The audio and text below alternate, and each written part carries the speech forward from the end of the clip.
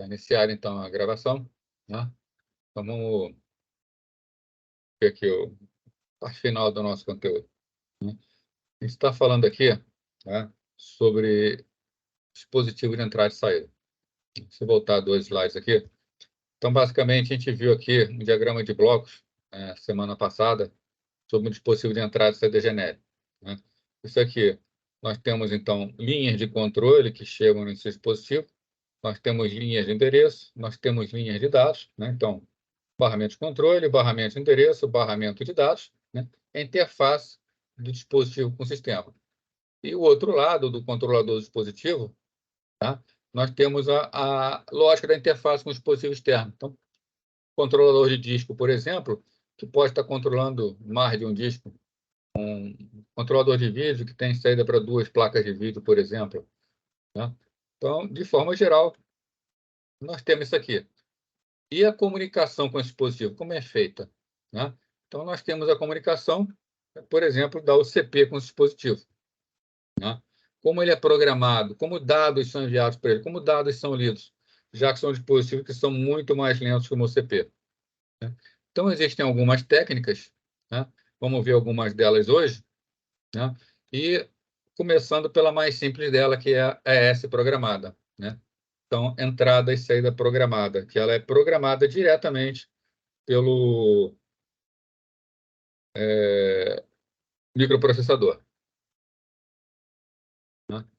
Então, na ES programada, né, na entrada e saída programada, né, os dados são trocados entre o processador e o módulo de entrada e saída diretamente. Depois nós vamos ver que existem técnicas melhores, né, que aliviam esse trabalho do processador, que faz com que o processador não seja tão sobrecarregado, né? Mas no primeiro momento, né, nos primeiros sistemas, tá? E a forma como normalmente a gente imagina, né, quem está começando a estudar essa parte de arquitetura, tá? É que o processador vai tomar conta de tudo no sistema, tá? A gente vai ver que ele vai delegar algumas coisas, né? Então, o processador, na entrada e saída programada, tem controle direto da operação de entrada e saída, né? Incluindo verificação do estado do dispositivo, envio do comando de leitura, envio do comando de gravação, né? Vamos dar uma lembrada aqui o que é isso, tá? Verificação do estado do dispositivo. Uma das coisas que o dispositivo tem, né, na sua interface com o microprocessador é que ele dá as informações do seu próprio estado, né? Assim como a memória ela é lenta quando comparada com o processador, um dispositivo de entrada e saída é extremamente mais lento. Ele é muito lento mesmo, né? Então, o processador pode pedir para ele fazer uma determinada tarefa e ele demorar muito fazendo essa tarefa. E o processador pode querer que ele faça outras tarefas nesse tempo, né? Dentro do dispositivo existe um registrador, que é o registrador de estado, que diz o estado em que se encontra o dispositivo, né? Ele pode estar, por exemplo, ainda ocupado com a instrução anterior do processador, né? Então, são das coisas que são verificadas. Então, quando emite um comando ao modo de entrada e saída, né, o processador ele precisa, né, esperar que essa operação de entrada e saída termine, né? Isso desperdiça tempo do processador, né? O processador ficar olhando para o sistema, ficar esperando o sistema acabar, é uma perda muito grande, tá? Mas, na entrada e saída programada, é responsabilidade do processador ficar verificando periodicamente o estado até descobrir se a operação terminou. Então, como é o funcionamento? Manda fazer uma tarefa, fica verificando o estado, por intermédio daquele registrador de estado que a gente conversou agora, e quando a máquina está pronta, o dispositivo está pronto, pode interagir novamente. Então, aqui, né, um fluxogramazinho do funcionamento na entrada e saída programada, né? Então, para funcionamento, o processador envia o endereço especificando um determinado módulo de entrada e saída e um comando de entrada e saída, né? Então, aqui é o CP, né? Envia o comando de leitura, né? Por exemplo, o CP manda ler alguma coisa. Então, a CPU envia o dispositivo de entrada e saída. Só Não que... retardado. Oi, Ivan, falar uma coisa? Opa. Não, foi mal. Desmutou aqui sem querer. Nada. Então, o dispositivo, ele lê o registrador, ele vai ler do registrador de estado para saber se está pronto, né? Então, manda fazer a leitura, manda fazer uma operação, e o dispositivo vai fazer a operação. Enquanto isso, o controlador ele está informando para o CP se ficou pronto ou não. Então, o que o CP faz? Verifica o estado. Está pronto? Não. Verifica o estado. Está pronto? Não. Então, o CP passa um tempão aqui, ó, verificando se a operação foi executada ou não. Até que, num determinado momento, aquela operação é executada. Aí é pronto. Aí passa adiante. Pode sair para a condição de erro, embora aí é muito raro isso aqui, tá? Normalmente, essa trilha aqui. Aí, beleza. Acabou de executar aquela operação de leitura daquela informação. Aí ele vai ler a informação, né? Porque aqui, ó, o CP solicitou a leitura. O pronto aqui não significa que o CP já leu, significa que o dispositivo está com o dado pronto para o CP. Aí o CP lê o dado, grava o dado na memória e aí terminou. Pode ter terminado ou não ter terminado. Se ele está lendo, por exemplo, uma sequência longa de dados, ele está querendo ler vários dados em sequência, né? Então ele volta para o início, manda ler o próximo. Aí volta para o início, manda ler o próximo. Aqui na entrada e saída programada, o controle é todo da UCP. Até que termine. Só aí que a UCP pode ir para a próxima instrução. Então, nesse tipo de sistema aqui, uma simples operação de entrada e saída, repara, isso aqui é para uma instrução. Né? Uma instrução de entrada e saída. Mandar ler uma informação ou mandar gravar uma informação. A UCP leva um tempão, só aí que ela vai para a próxima instrução. Tá? Então, quando o processador, a memória principal e a unidade de entrada e saída compartilham um barramento comum, tá? A gente tem chamado, é possível ter dois modos de endereçamento. Tá? Isso aí diz respeito para a gente poder dizer qual dispositivo a gente quer ler. Né? Quando a gente quer ler uma informação da memória, a gente tem que dar um endereço de memória no qual se encontra aquela informação. Se a gente quer ler num dispositivo de entrada e saída, a gente tem que dar o endereço do dispositivo. Tá? Então, o disco ele tem um endereço, né? A placa de vídeo tem um endereço, tá? Um dispositivo USB tem um endereço, né? Então, esses endereços, como eles são localizados, né? Alguns sistemas têm barramentos, né? Tá aqui é o CP, né? A unidade central de processamento. Então, dela sai um barramento de endereço. Alguns sistemas têm barramento de endereço de memória, né? E um barramento de endereço de entrada e saída. Quando é desse tipo, não existe dúvida, né? Porque eu estou falando endereço, por exemplo, 3F8 de memória ou endereço 3F8 de entrada e saída. Tá? Agora, pode ser que o sistema seja de forma que só tenha um barramento de endereço. Aí esse barramento de endereço serve para endereçar tanto memória quanto dispositivo de entrada e saída. Se eu boto, por exemplo, o endereço 3F8, pode ser o endereço 3F8 de memória ou pode ser o endereço 3F8 de entrada e saída. Aí, nesse caso, nós temos a chamada entrada e saída mapeada em memória, que é quando nós temos um único comando e um único espaço de endereçamento. Tá? Deixa eu anotar aqui um negócio. Né? Nós temos um único endereço, um único espaço.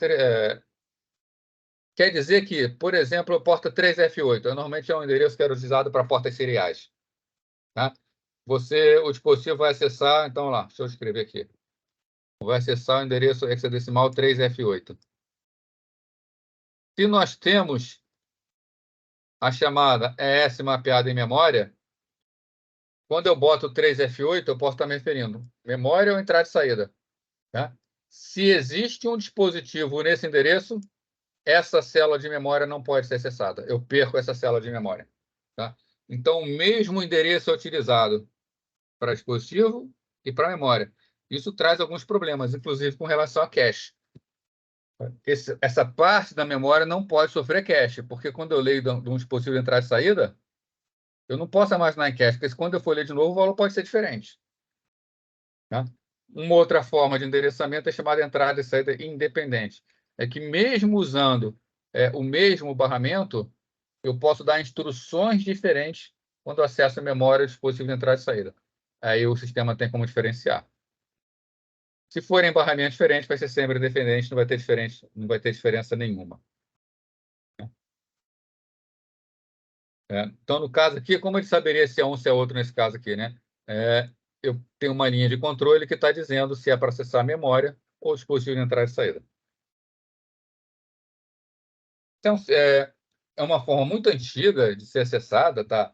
A entrada e saída programada, tá? Porque ela freia muito o sistema fica muito lento quando ele é utilizado, né? Então, ela evoluiu para o que a gente chama de entrada e saída controlada por interrupção. Aí agora o funcionamento da entrada e saída controlada por interrupção, né? Então, problema aqui, né? O processador tem que esperar muito tempo. Na verdade, o que o processador... a maior parte do tempo, o processador está nesse ciclo aqui, ó. Ele manda executar e ele quer saber, está pronto, está pronto, está pronto, está pronto, está pronto. E nunca fica pronto, até ficar pronto, né? Então, o CP... O que o CP está fazendo aqui? Além de ficar verificando o estado? Nada. E como ele é muito rápido, ela poderia estar fazendo muita coisa. Então, a ideia aqui da entrada e saída controlada por interrupção, né, é que o desempenho do sistema é muito degradado. Qual é a alternativa, então? O processador envia um comando de entrada e saída para o módulo e vai fazer outra coisa, né? Para isso, faz uso de interrupções, né? Então, nesse caso aqui, ó, vamos explicar aqui a interrupção antes, tá? Só para lembrar aí, né? O que é a interrupção? A interrupção é o CP está executando uma tarefa, de repente vem um sinal externo que fala, ó, aconteceu uma interrupção. Aí o estado do processador é salvo, tudo que ele está fazendo é salvo, aí desvia para a rotina de tratamento de interrupção. É tratada a interrupção, quando a interrupção é tratada, volta, o estado do registrador é retornado e o processo continua executando. Então, acontece apenas uma pequena pausa. Tá? A ideia da entrada e saída controlada por interrupção, né, é que quando a UCP envia o comando, olha aqui, ó, na entrada e saída programada, lembra? Ela verifica o estado e lê o registrador, verifica o estado e lê o registrador. Ela fica fazendo isso aqui, ó, até ficar pronta. Na entrada e saída programada de interrupção, a UCP manda o comando e vai fazer o quê? Vai fazer outra coisa. Vai fazer outro trabalho, tá? Vai fazer algo útil. Então, aqui, nesse caso, a UCP ela envia o comando de entrada e saída, tá? E aí vai fazer outra coisa. Aí ele vai executar outro código. Ele está executando outro código, né? Quando o dispositivo está pronto para ser lido, o que o CP faz? A UCP, né, recebe uma interrupção, desvia para a rotina de tratamento de interrupção e começa a executar ela. Aí a rotina faz isso aqui, ó. Verifica o estado, está pronto, lê a palavra, grava a palavra na memória. Terminou ou não? Então, ela está aqui, ó. Isso tudo ela está fazendo aqui, né? Verifica, lê, grava, terminou ou não? Outro comando de entrada e saída, o dispositivo continua trabalhando, o que o CP faz? Volta a fazer o que ela está fazendo, ela continua trabalhando outra coisa. Quando acabar a leitura, nova interrupção, aí faz tudo de novo, né? Aí volta. Tá legal esse conceito, gente? Então, aqui, a UCP fica no ciclo. Aqui, o CP vai fazer outra coisa e é avisado e ficou pronto para interrupção. Aqui, ela é muito mais produtiva. Uma dúvida aí? Então, seguindo aí. Aí vem uma sigla aí que muita gente já deve ter ouvido falar, tá? A tal da DMA. DMA é uma técnica, tá, que é muito usada pelos sistemas hoje em dia, e já é uma evolução também da entrada e saída por interrupção. Ela é entrada e saída por interrupção, mas ainda é melhorada para ficar, tá? É mais rápido ainda, tá? Melhor. Então, DMA, Direct Memory Access, né? Acesso direto à memória. Então, sem dúvida, a entrada e saída controlada por interrupção é mais eficiente que a programada, mas ainda requer uma intervenção ativa do processador, tá? Para ficar sempre enviando novas instruções, né? Então, ainda mais, qualquer transferência de dados ainda precisa atravessar um caminho passando pelo processador. Isso quer dizer o seguinte, o dado ele é lido pelo processador e depois jogado para a memória. Então, todos aqueles dados que vão do dispositivo de entrada e saída para a memória, antes tem que passar por dentro do processador, tem que passar pelo acumulador. Tá? Isso é bem ruim também, né? A entrada e saída controlada por interrupção, apesar de ser mais rápida, ainda passa pelo processador. A ideia é livrar o processador de coisas lentas, deixar ele fazer só aquela tarefa mais nobre, né, que dá para obter desempenho. Né? E mesmo com as interrupções, nesse tratamento que o processador tem que fazer, muitas instruções poderiam ser executadas. Né? Então, o DMA envolve um módulo adicional no hardware. Então, o hardware tem que ter capacidade de DMA. Algumas arquiteturas colocam esse controlador de DMA no próprio sistema computacional. Outras arquiteturas, os próprios controladores de dispositivo têm módulos de DMA. Tem arquitetura que tem nos dois. Tá? Mas, enfim, existe alguém que é o DMA, que tem uma determinada capacidade de processamento que vai fazer o trabalho da OCP, no que se refere à entrada e saída. Com isso, a OCP fica livre para tarefas mais nobres. Tá? Então, quando é necessário ler ou escrever um bloco de dados, tá? Repara que quando a gente estava falando em ES programada, em ES orientada à interrupção, ele lia partes de dados. O DMA ele já consegue ler um bloco de dados inteiro, um bloco de dados grande. Então, a ideia do DMA é, né, tem um bloco de dados na memória e eu vou transferir todo esse bloco de dados, por exemplo, para o disco. Ou o contrário, eu vou ler do disco e transferir para a memória.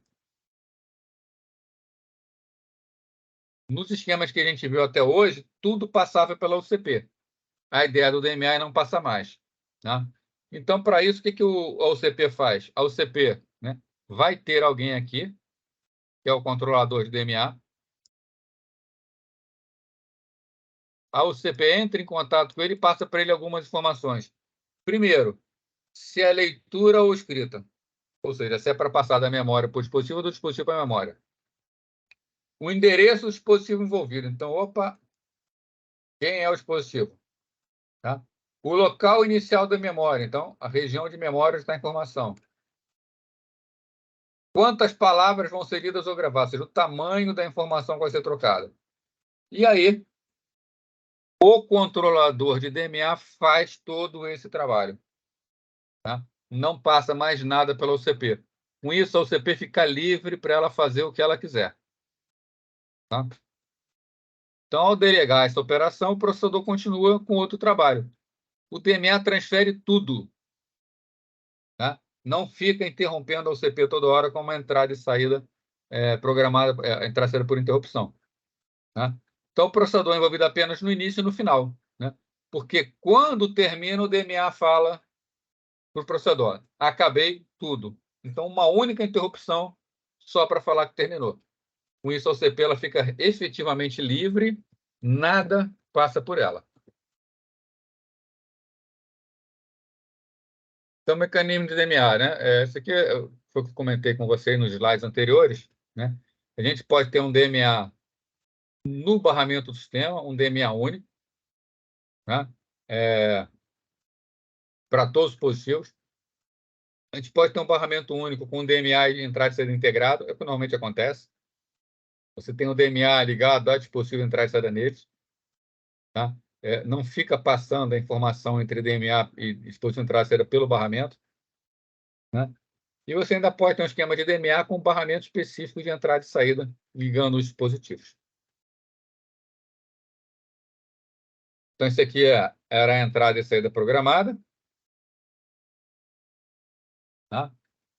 Isso aqui, quando a OCP controla tudo. Isso aqui, a OCP fica livre e faz outras coisas enquanto o dispositivo está se preparando, mas a OCP tem que controlar a gravação. Agora, com DMA, não. Com DMA, a OCP envia o comando e, quando está pronta, ela é avisada. Tá? E ela pode executar a próxima instrução. Então, fica bem mais fácil.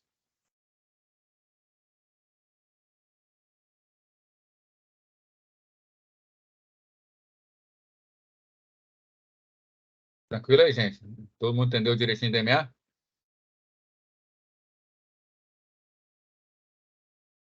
Feito?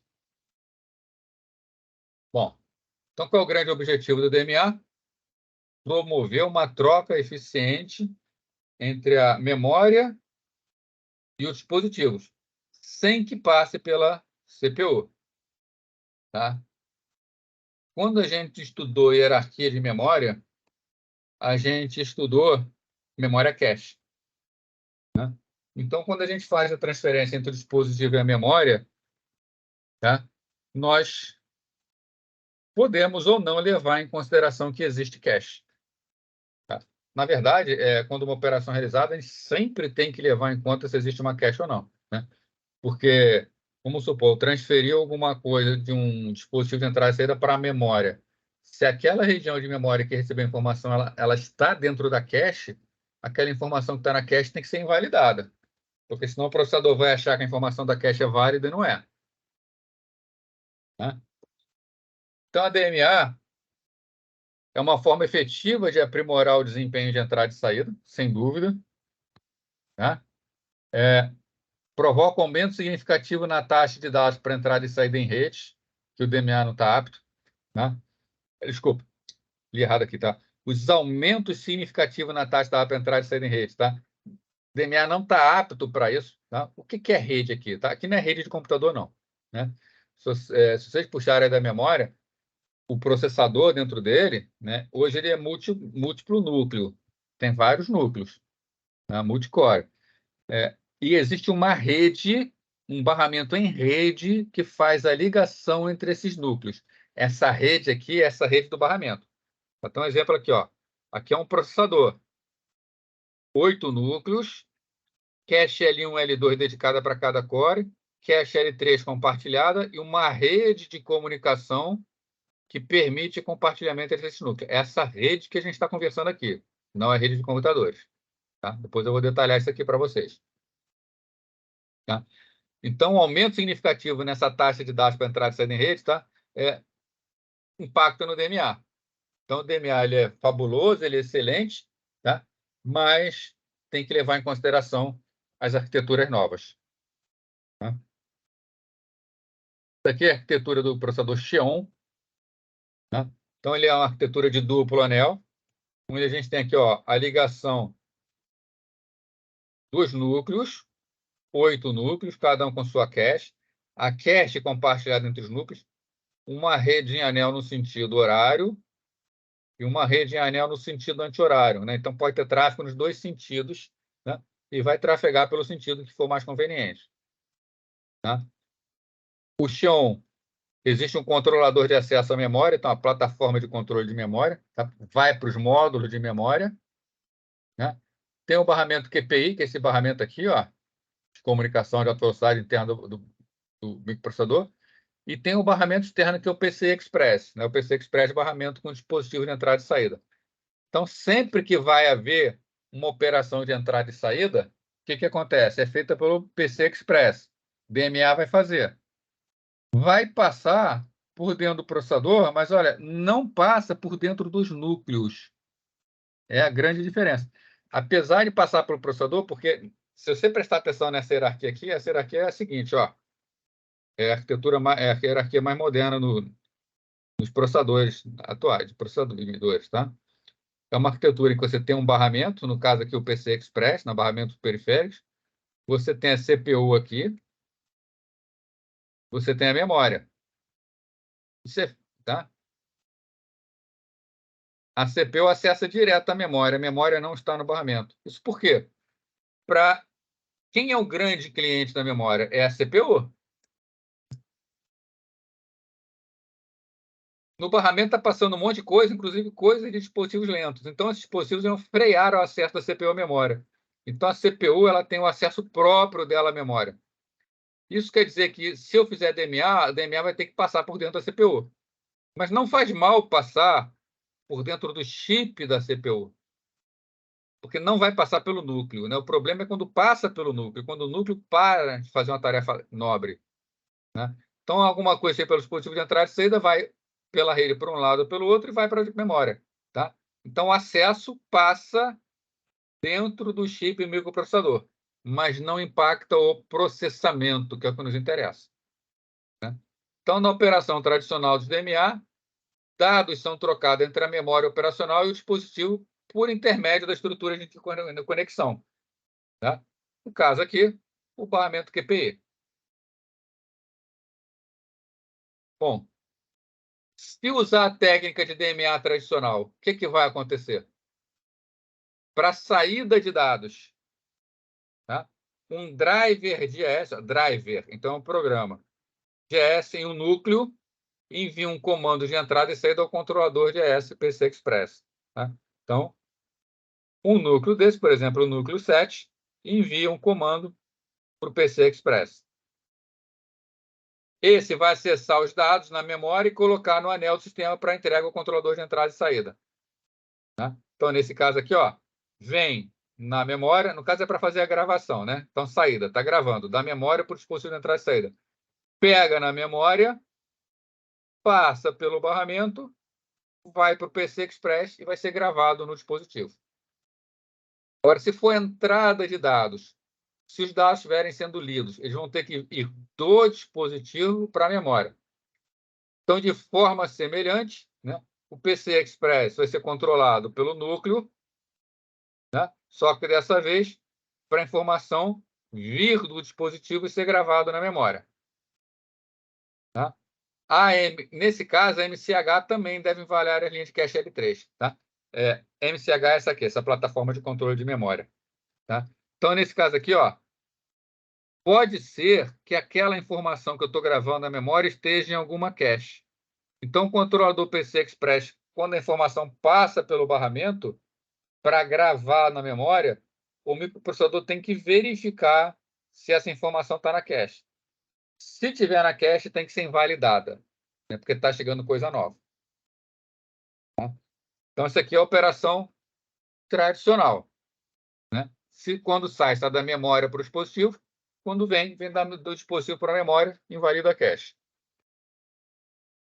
Só que uma técnica ela pode ser mais eficiente, que é o que a gente chama de acesso direto a cache, que é o seguinte: se estiver na memória cache, por que eu vou ler lá na memória, já que tem que passar por dentro do processador? A memória cache é muito mais rápida, então não preciso ficar fazendo acesso extra à memória, né? Então, quando vai ser para gravar alguma coisa no dispositivo, uma operação de gravação, o que faz? O gerenciamento de memória verifica se o dado está na cache. Isso é uma verificação extremamente rápida, né? Se tiver na cache, o que é feito? Vem direto da cache para o PC Express. Não precisa ir na memória. É bem mais rápido, tá? Agora, também faz com que os dados sejam retirados do cache. Por que retirar o dado do cache quando é feita uma gravação no disco? Normalmente, estatisticamente, quando você manda gravar alguma coisa no dispositivo de entrada e saída, você não vai mais usar essa coisa, você já processou ela, tá? Então, isso é uma dica que aquela informação não tem necessidade de ficar a cache. Então, em geral, quando é gravado alguma coisa direto da cache para o disco, ela é apagada da cache também. Isso na gravação e na leitura. Na leitura não muda nada. É feito como na tradicional. É feita a leitura direto do disco, do dispositivo de entrada e saída para a memória. Legal? Bom, então a gente já melhorou bastante, né? Desde a nossa entrada e saída programada até DMA e acesso direto a cache, né? Só que no mundo da computação existem máquinas que são super especializadas e elas precisam de um desempenho muito superior em algumas operações, tá? Então, nós temos também nesse mundo que nós chamamos de processadores e canais de ES, tá? Isso aqui é a evolução da função de entrada e saída, gente, tá? Então, nessa evolução aqui, num primeiro momento, o que acontece? A UCP controla diretamente o dispositivo periférico. Isso aqui nós nem passamos por essa fase aqui, tá? A gente já estava direto na segunda fase. Isso aqui são sistemas extremamente arcaicos, onde o periférico é ligado diretamente ao CPU, tá? Nós já estamos nesse mundo aqui, onde existe um controlador de entrada e saída, existe um módulo para controlar a entrada e saída. Então, nesse aqui, a UCP utiliza entrada e saída programada sem interrupção, tá? E não conhece detalhe do dispositivo. Então, essa aqui é essa programada. Numa evolução ainda maior, ela usa a configuração da etapa 2, mas com emprego de interrupções. Isso aqui permite liberar um pouco a UCP. Tá? Até que nós chegamos no acesso direto à memória. Isso aqui libera completamente a UCP. Né? Só que a gente pode, tá, trabalhar ainda com um passo adiante. Tá? Tem um quinto passo, onde o módulo de entrada e saída ele é aprimorado. Tá? Ao invés de ter um controlador de DMA para ficar fazendo toda essa transmissão, tá? O módulo de entrada e saída ele pode se tornar um processador por conta própria. Ele executar diretamente instruções. Tá? Isso aqui, ó, presta atenção, a gente está falando mesmo em processador. Ter a capacidade de realizar processamento. Só que no caso aqui é um processamento específico daquela entrada e saída. Né? Para deixar claro aqui, né? Dar uma ideia, tá? De um conceito aqui, por exemplo, placas de vídeo gamer para jogos. Elas têm uma unidade de processamento poderosíssima. Né?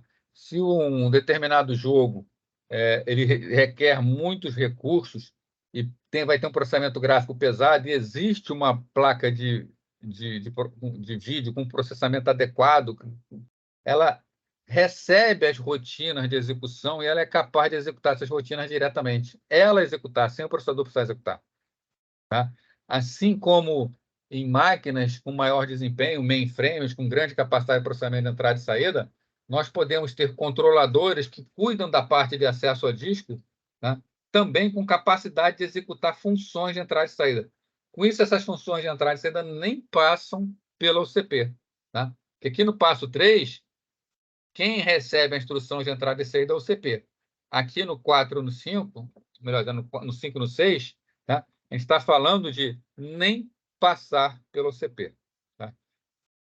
Então, aqui temos uma grande mudança com a introdução do conceito de um módulo de entrada e saída que é capaz de executar em um programa. Normalmente, ele é conhecido como um canal de entrada e saída. Tá? Então, isso é uma das coisas que diferencia um mainframe de um computador ou de uma estação de trabalho. Um mainframe, normalmente, ele costuma ter canais de entrada e saída que permitem acesso paralelo, redundante, concorrente, tá? A várias partes do sistema de armazenamento. Então, o canal de entrada e saída ele representa uma extensão do conceito que a gente está vendo do DMA. Ele tem a capacidade de executar instruções de entrada e saída. Né? Ele possui controle completo sobre as operações de entrada e saída. Né? Então, nesse sistema, o UCP não executa as instruções de entrada e saída. São executadas diretamente pelo canal. Né?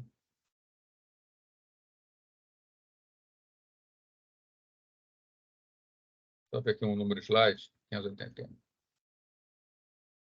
Né? Então, dois tipos de canais de S são mais comuns. Né? Primeiro, um canal que a gente chama de canal seletor. Né? Esse canal seletor ele tem a capacidade de executar as instruções, mas ele acessa os controladores de S por intermédio de um barramento. Né? Ele vai selecionar qual controlador vai ser utilizado. Tá? Um canal multiplexador existe a capacidade de controlar vários dispositivos ao mesmo tempo, efetivamente paralelizando todo o acesso, tá? A esses canais. Tá? Então, isso aqui é um canal, a gente chama de canal multiplexador, tem uma capacidade de processamento bem maior e ele consegue controlar vários dispositivos paralelamente. Com isso, dá uma vazão bastante superior.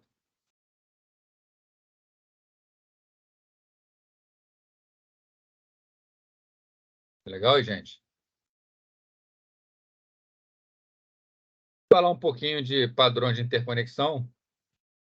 Né? Isso que a maioria aí talvez já conheça esses padrões, né? Mas vamos lá falar neles, né? Falar algumas características, algumas curiosidades, até porque nem todo mundo conhece, tá? Então vamos falar um pouquinho aí. Começar pelo que tem de mais importante hoje em dia, para a conexão de periféricos, né? Antigamente nós tínhamos vários tipos de periféricos e cada periférico tinha uma interface própria que era mais voltada para ele. Eu vou até comentar algumas delas aqui, até por razões históricas importantes e até porque tem sistemas legados que ainda têm essas conexões, né? Por exemplo, o SCSI é um troço muito antigo, mas que ainda existem servidores em operação com esse tipo de barramento. Tá? Mas, primeiro deles, USB, tá? Universal Serial Bus, né? Barramento serial universal. Tá? Então, o nome dele, ó, ele é um barramento para dispositivos. Ele é um barramento serial, ele não é um barramento paralelo, né? E a ideia dele é ser universal. Né? Então, barramento a gente já sabe o que é. O que é um barramento serial?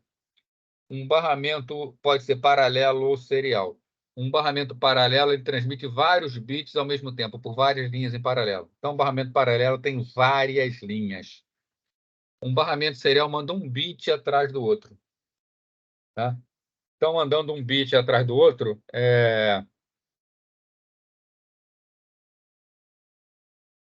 precisa de menos menos fios, né? Menos caminhos. Né? Tanto que o USB original ele tem 4 fios dentro do cabo. Um fio de alimentação, um fio de terra, um fio de dado e um fio de referência.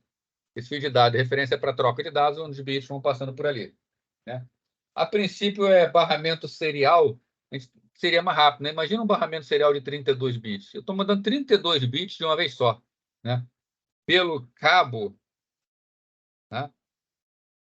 Por um cabo com 32 linhas, né? Um barramento serial de 32 linhas, num pulso de relógio eu mandei direto 32 bits. No barramento serial, eu só tenho como se fosse um canal.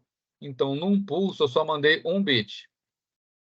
Canais paralelos são mais rápidos. Né? O problema é que a gente começou a chegar em taxas de transmissão tão altas, tá?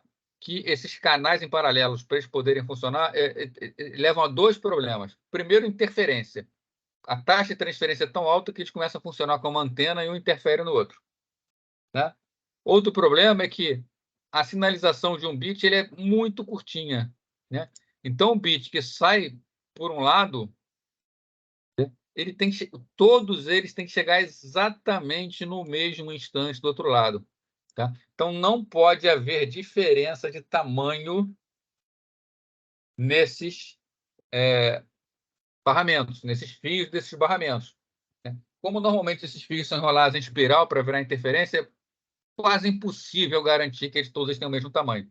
Então, hoje em dia, os barramentos seriais, por essa questão de velocidade, mesmo entregando só um bit de cada vez, eles conseguem trabalhar com uma frequência muito grande. Então, eles têm uma alta taxa de entrega.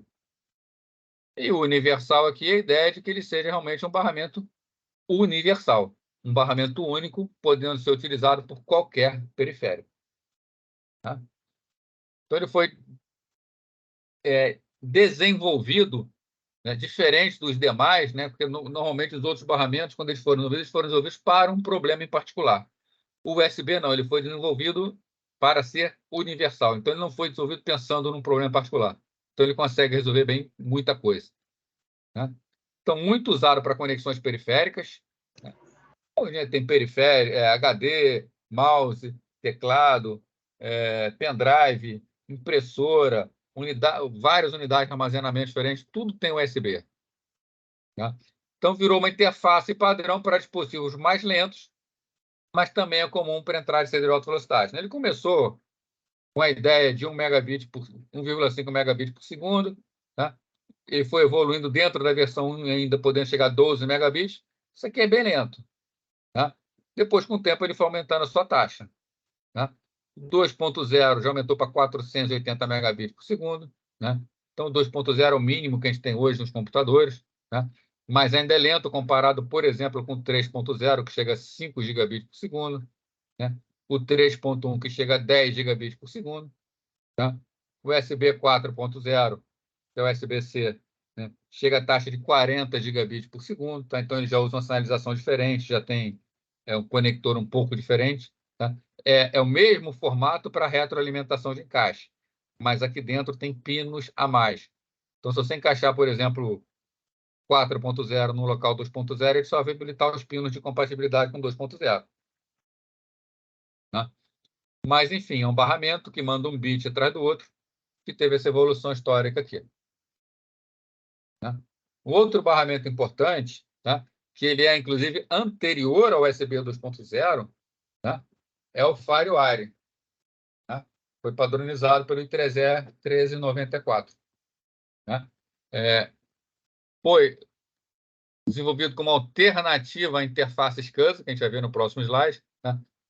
A interface SCSI é uma interface de comunicação de discos, normalmente utilizada por servidores, por ser uma interface muito rápida para a época em que ela foi desenvolvida. Tá? Eles são esses conectores aqui. Esse conector é mais ou menos o tamanho do USB. Tá? Só que o USB é quadrado. Esse aqui ele é reto numa ponta e ele é angulado na outra ponta. Tá? Foi muito popular em filmadoras pessoais, tá? Aquelas handcam, né? Aquelas filmadoras onde filmava em HD, filmava em fita. Né? Você extraía os dados dela por barramentos FireWire. Né? Então, ele permitia conectar até 63 dispositivos simultaneamente. Né? Claro que não podia transmitir simultaneamente, mas podiam estar conectados. Né? Permite conexão a quente, né? O hot plugin, coisa que o SCSI não fazia, o USB já faz também. Né? O USB você pode colocar e tirar dispositivo à vontade, sem precisar desligar o computador. O FireWire também é assim. Né? Taxa de dados dele de 25 MB e 3.2 gigabits, né? Que era muito alto para a época. Né? É muito mais informação, não. Isso aqui é o barramento SCSI, um barramento antigo, né? Chama Small Computer System Interface. Ele foi feito mesmo para dispositivos discos, né? De servidores. Tá? Velocidade máxima dele de 160 megabits por segundo, então ele é bastante lento, né? Mas os discos na época eram lentos. Né? E é um barramento paralelo, não é um barramento serial, de 32 bits. Esse aqui era aquilo que eu estava falando com vocês no início. Né? Um barramento de 32 bits, ele transmite 32 bits em paralelo, mas ele não consegue uma alta taxa de transferência. Então, mesmo sendo 32 bits em paralelo, a taxa máxima que ele consegue é 160 megabits por segundo. E hoje em dia, ó, o 3.0, o próprio 2.0 já superou, é 480 megabits por segundo, sendo um barramento serial que manda 1 bit por segundo. Então, hoje em dia, a tendência é que os barramentos sejam seriais. Outro barramento bastante conhecido é o Thunderbolt, né? Desenvolvido pela Intel em colaboração com a Apple. Né? Ele combina dados, vídeo, áudio, energia, tá? Tudo num único cabo. Tá? Esse Thunderbolt ele é capaz de levar uma alimentação de até 10 watts para os dispositivos, com uma taxa de transferência de até 10 gigabits por segundo. Tá? Um outro padrão, InfiniBand, né? Voltado para o mercado de servidores de ponta. Né? Então, isso aqui é para ligação de mainframes ou servidores em data centers. Né? Curioso aqui, ó, conecta até 64 mil servidores. Né? Não é que esse cabinho vai sair ligando, né? Significa que o protocolo dele, você um dispositivo InfiniBand, você consegue ter ligado ele até 64 mil servidores ao mesmo tempo, trocando dados. E é barramento de placa-mãe, mas só para quem nunca viu, o barramento PC Express, as duas versões dele, slot grande, slot pequeno. Conector SATA, que é o conector mais atual que a gente tem para HDs de microcomputadores. Né? O conector SATA permite uma taxa de transferência de até 6 gigabits por segundo. Né? O problema é a gente conseguir uma taxa de transferência dessa num HD de notebook, por exemplo.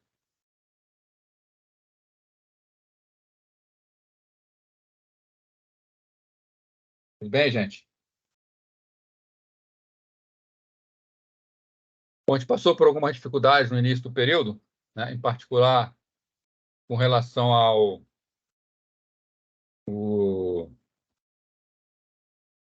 troca de professor, né?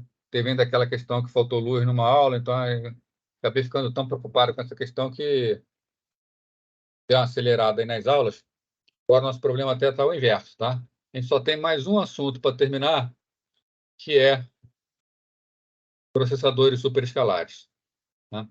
Então, semana que vem é feriado, né? Dia da Consciência Negra, e aí depois a gente ainda tem mais uma aula, né?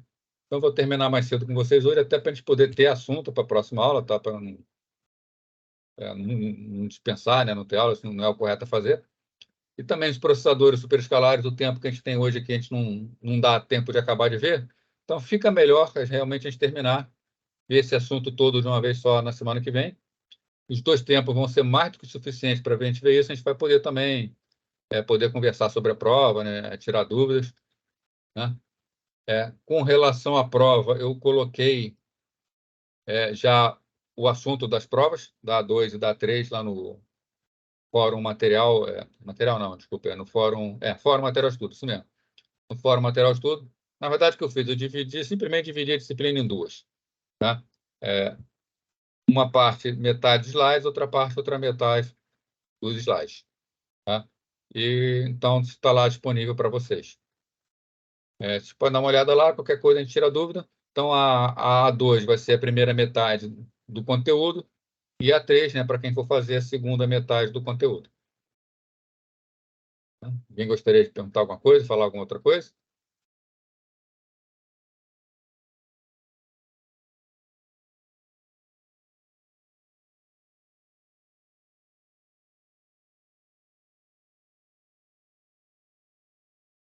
Não? Só isso? Essa quarta é feriado. Você pode falar como é que vai ficar a matéria de quarta? Posso? Também vai Não, falar na próxima aula? não, deixa eu vou só então parar a gravação aqui, já que é de outra disciplina, a gente fala aí, tá? Beleza. Deixa eu acabar aqui a gravação, tá? Aí quem quiser ir, né, fica à vontade aí, tá? E semana que vem é feriado, né? Na outra semana a gente termina. Aí qualquer coisa é só entrar em contato aí, tá? Então, para quem for aí, tá, um abraço aí, bom final de semana.